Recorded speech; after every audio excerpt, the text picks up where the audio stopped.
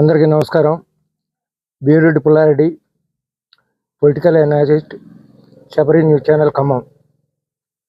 విద్యా వ్యవస్థ తెలంగాణ రాష్ట్ర ప్రభుత్వం ఎంత అధ్వానంగా తయారైందంటే, ఇవాళ వరకు గవర్నమెంట్ ఏర్పడి 15 నెలలు అయినా కానీ విద్యాశాఖ మంత్రి లేడు. విద్యాశాఖ మొత్తం అస్తవ్యస్తంగా తయారైపోయింది. మొత్తం తెలంగాణ రాష్ట్రం మొత్తం మీద ప్రభుత్వ పాఠశాలలు ప్రాథమికంగా 26,300 ఉన్నాయి.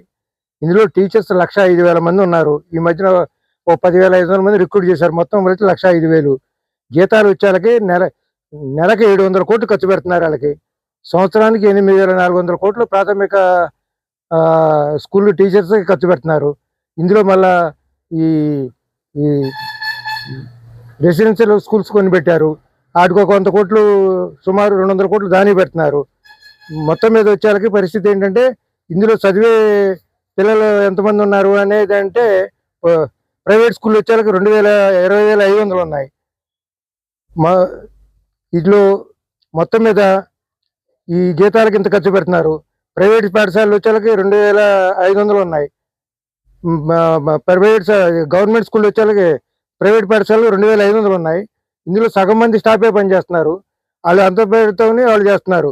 ఈ 105,000 మంది టీచర్లు కూడా ఇతర రెసిడెన్షియల్ స్కూల్స్ కాక ఏ ప్రభుత్వ టీచర్ కూడా ప్రభుత్వ పాఠశాలలో విద్యను అభ్యసించట్లేదు. పరిస్థితి అది ఆ కాడి దిగింది.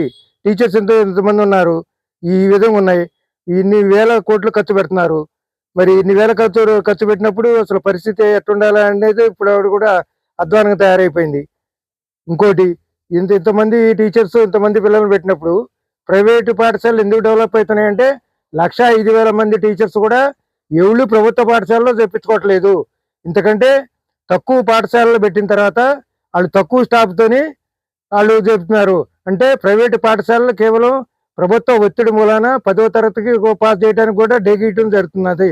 ఇందులో 6 లక్షల మంది మొత్తం ఎంప్లాయీస్ ఉన్నారు స్టేట్ మొత్తం మీద. 6 లక్షల మంది ఎంప్లాయీస్ కూడా ప్రైవేటు కార్పొరేట్ స్కూల్లోనే చదువుతున్నారు. అంటే ఇందులో రిజర్వేషన్ పొందిన టీచర్స్ కూడా, గవర్నమెంట్ టీచర్లు కూడా ప్రైవేట్ పాఠశాలలోనే చదివిస్తున్నారు. వాళ్ళ పిల్లల్ని రిజర్వేషన్ పొందిన వాళ్ళు కూడా ఎవరు చేయట్లే. వీళ్ళు ఏంటి, సంఘాలు పెట్టి అది పెట్టి వాళ్ళ పిల్లల్ని ప్రైవేట్ కార్పొరేట్ స్కూళ్ళలో చదివించడం, వాళ్ళ పిల్లలందరినీ ర్యాంకులు సంపాదించేటట్టు చేస్తున్నారు. ఈ రిజర్వేషన్ వల్ల వాళ్ళ వెనకమాల వాళ్ళని ఇప్పుడు కూడా విద్యాపరంగా డెవలప్ చేయడానికి ఏ ఉద్యోగస్తులు కానీ ఇప్పుడు కూడా ఆలోచించట్లే. ఉపాధ్యాయులు కూడా ప్రభుత్వం ఒక ఖమ్మం జిల్లాలోనే 1,250 పాఠశాలలు ఉన్నాయి. 400 ఉన్నాయి ప్రైవేటు పాఠశాలలు.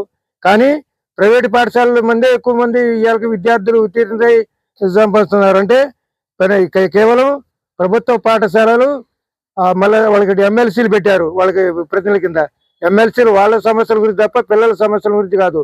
మళ్ళీ ఆ విధంగా తయారు చేయటం. వీళ్ళందరూ ఉద్యోగస్తులు, మళ్ళీ వీళ్ళందరూ ఇంకోటి టీచర్స్ అందరూ కపుల్స్, భార్యాభర్తలు ఒకసాటే చేయాలంటారు. కానీ హెచ్ఆర్ఏ ఒకసారినే తీసుకుంటున్నారు. ఒకసాటే ఉంటారు, ఇద్దరు హెచ్ఆర్ఏలు తీసుకుంటున్నారు. అంటే ఓల్డ్ పెన్షన్ స్కీమ్ మీద జీవితాంతం కూడా పెన్షన్ తీసుకుంటున్నారు. అంటే వీళ్ళు దీని ఏ రూపేణా కూడా రిజర్వేషన్ పొందిన టీచర్లు కానీ పొందని టీచర్లు కూడా ఈ విధంగా తయారవుతున్నారు. వాళ్ళ వెనకమాలని బీసీలని ఎస్సీలను డెవలప్ చేయడానికి ఉన్నట్లే బీసీలు ఎస్సీల టీచర్లు కూడా రిజర్వేషన్లు పొంది వీళ్ళ పిల్లలను కార్పొరేట్ స్కూల్లో చదివటం, వీళ్ళ వెనకమాల ఉండే పిల్లల్ని చేసి వాళ్ళకి చేస్తే వీళ్ళే జీవితాంతం రిజర్వేషన్లో లబ్ధి పొందుతున్నారు. ప్రభుత్వం ఇప్పటికైనా లక్షల కోట్లు ఇంక ఈ రూపేణ టీచర్స్కి ఈ విధంగా కాకుండా ఇంకో 2-3 వేల కోట్లు ఎక్స్ట్రా ఈ స్టాఫ్కి ఇతర ఖర్చులు పెడుతున్నారు స్కూల్ మేనేజ్మెంట్ పేరుతోని. అంటే వేల కోట్లు ఖర్చు పెట్టి కూడా విద్యా వ్యవస్థని అస్తవ్యస్తం చేస్తున్నారు. కేంద్ర ప్రభుత్వం మళ్ళీ కొత్త పథకం పెట్టింది.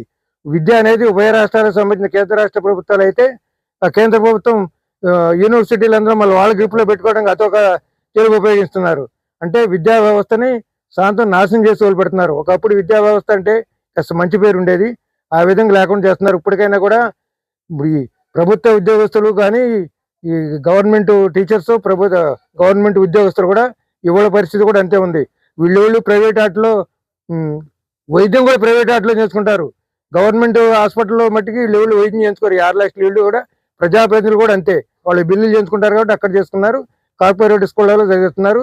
కార్పొరేట్ ఆటలోనే వైద్యాలు చేయించుకుంటారు. ఈ విధంగా విద్యా వ్యవస్థని నాశనం చేసేదే ఉద్యోగస్తులు, ప్రభుత్వాలు కూడా అని మీ ద్వారా తెలియజేసుకుంటే భీమిరెడ్డి పుల్లారెడ్డి.